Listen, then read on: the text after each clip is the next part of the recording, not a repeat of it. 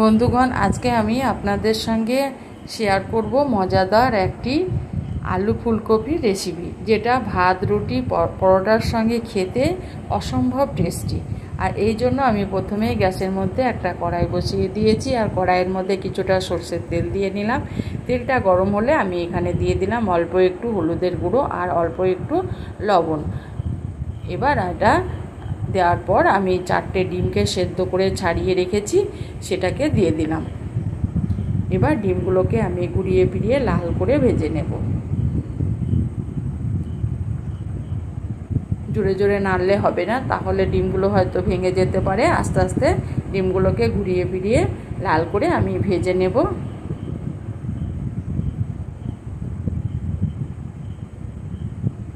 ডিমগুলো আমার কালার এসে গেছে বা ভাজা হয়ে গেছে। এবার আমি ডিমগুলোকে তেল থেকে উঠিয়ে নেব।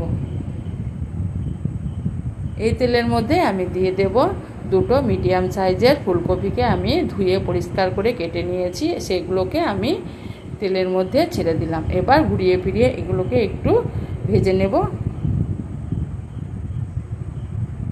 একটু ভেজে নেওয়ার পর এটাকে আমি ঢাকা দিয়ে কিছুক্ষণের জন্য ভাজবো। মিনিট 3-4 পর আমি ফিরে এলাম। আবারও আমি নেড়ে চেড়ে ফুলকপিগুলোকে ভেজে নেব লাল করে।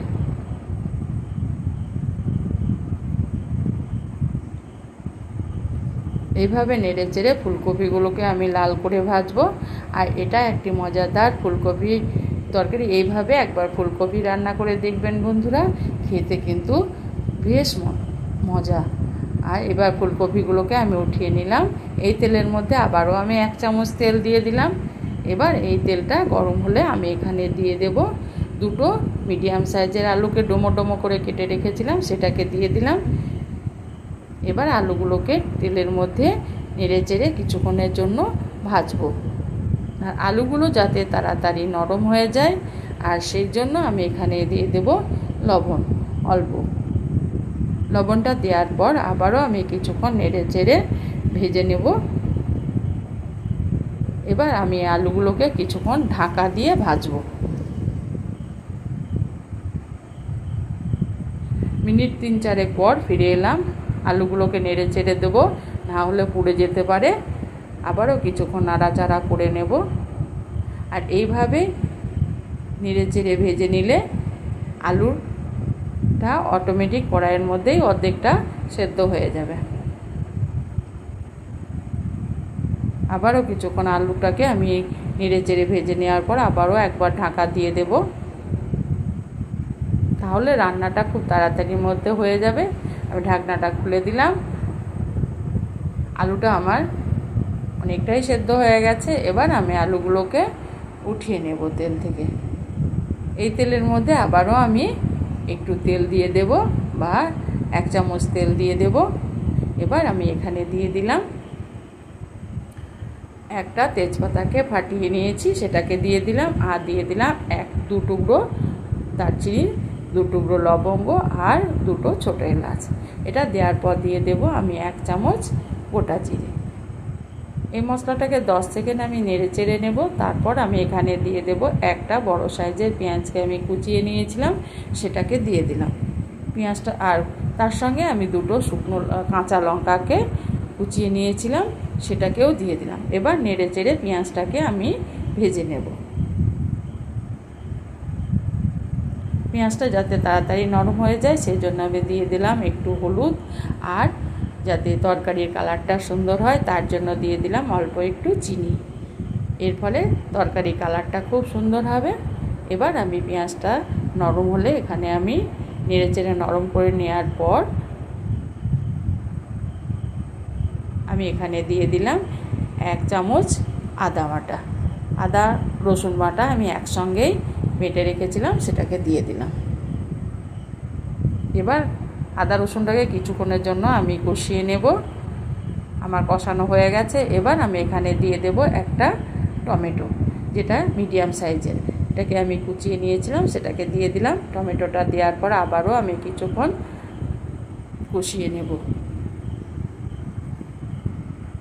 টমেটোটা নরম হয়ে এলে আমি এখানে আর তার আগে আমি একটু জল দিয়ে দিলাম, শুকনো লাগছে। টমেটোটা আমার অনেকটাই নরম হয়ে গেছে। এবার আমি এখানে দিয়ে দেবো গুঁড়ো মশলা, যার মধ্যে পরিমাণ মতো হলুদের গুঁড়ো, স্বাদ মতো লঙ্কার গুঁড়ো, আর হাফ চামচের একটু বেশি জিরে গুঁড়ো, আর হাফ চামচ ধনে গুঁড়ো। সমস্ত মশলাগুলো দেওয়ার পর আবারও আমি নেড়ে চেড়ে কিছুক্ষণের জন্য কষিয়ে নেব। আর এইভাবে একবার ফুলকপি রান্না করে দেখবেন বন্ধুরা, খেতে কিন্তু অসম্ভব টেস্টি বা মজা। অল্প একটু জল দিয়ে দিলাম। এবার আমি আবারও মশলাটাকে কিছুক্ষণের জন্য কষিয়ে নেব। যতক্ষণ না মশলা থেকে তেল ছাড়ছে ততক্ষণই আমি এইভাবে কষিয়ে নেব। এই জন্য আমি এটাকে একবার ঢাকা দিয়ে দেব। গ্যাসটাকে আমি কমিয়ে ঢাকা দিয়েছিলাম। এবার আমি আবারও কিছুক্ষণের জন্য কষিয়ে নেব।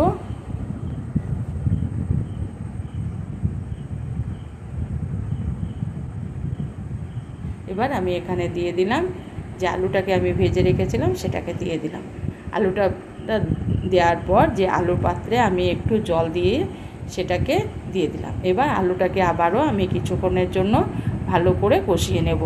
আর যত ভালো করে কষানো হবে তরকারির টেস্টও তত ভালো হবে। আবারও আমি একটু জল দিয়েছিলাম বন্ধুরা, যেটা ক্যামেরা করা হয়নি। আর দিয়ে সেটাকে আলুটাকে আবারও আমি কিছুক্ষণের জন্য কষিয়ে নেব ঢাকা দিয়ে। মিনিট 3 পর আমি ফিরে এলাম।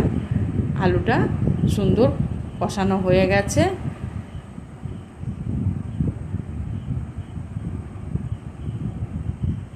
দেখুন বন্ধুরা, তেল ছেড়ে দিয়েছে মশলা থেকে। এবার আমি যে ফুলকপিটা ভেজে রেখেছিলাম সেটাকে দিয়ে দিলাম। এবার আলু ফুলকপিকে আমি একটু সময় নিয়ে কষিয়ে নেব।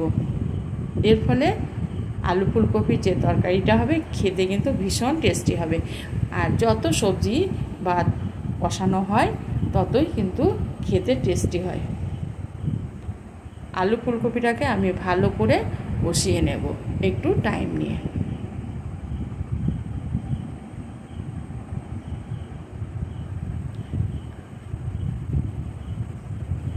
আলু ফুলকপি আমার কষানো হয়ে গেছে। এবার আমি এখানে ব্যবহার করব গরম জল বন্ধুরা। আমি এখানে ঠান্ডা জলের ব্যবহার করব না। এই জন্য এখানে ঠান্ডা জলের ব্যবহার করলে তরকারির টেস্টটা অন্যরকম হয়ে যাবে। সেই জন্য আমি অন্যদিকে জল গরম করতে দিয়েছি। সেই জলটা আমি এখানে দিয়ে দেব।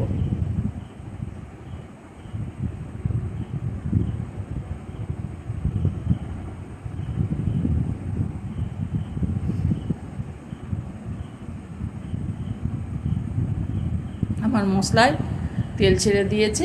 এবার আমি দিয়ে দিলাম গরম জলটা। গরম জলটা দেওয়ার পর ফুটে উঠলে ঝোলটা আমি এখানে দিয়ে দিলাম স্বাদ মতো লবণ। যেহেতু লবণটা আমার আগে দেওয়া আছে আলুতে ফুলকপিতে, সেই জন্য আমার একটু হিসাব করে লবণটা দিতে হবে। এবার এটাকে ঢাকা দিয়ে মিনিট 10 রান্না করে নেব। তার মধ্যে আমি একবার উঠিয়ে নিলাম, একবার নেড়ে দেব।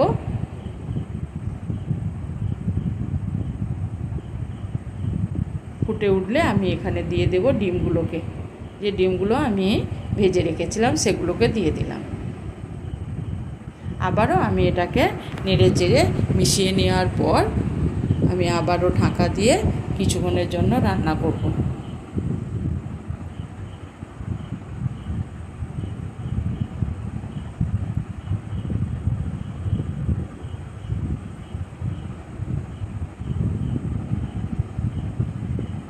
মিনিট 10-12 পর আমি ফিরে এলাম।